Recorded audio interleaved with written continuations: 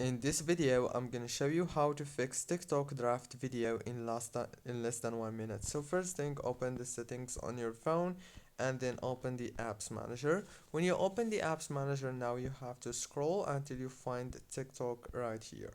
When you find TikTok, now you have to click on the storage option, click on clear data right here, and then click on this clear cache, go back and click on this force stop, and now you have to click on the power usage details and disable the power consumption alert and enable it again, and then go to the data usage and disable the roaming data.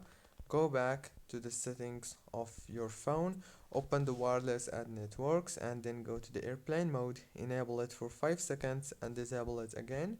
And that's it. Now you have to restart your phone and reopen TikTok, and the problem must be solved.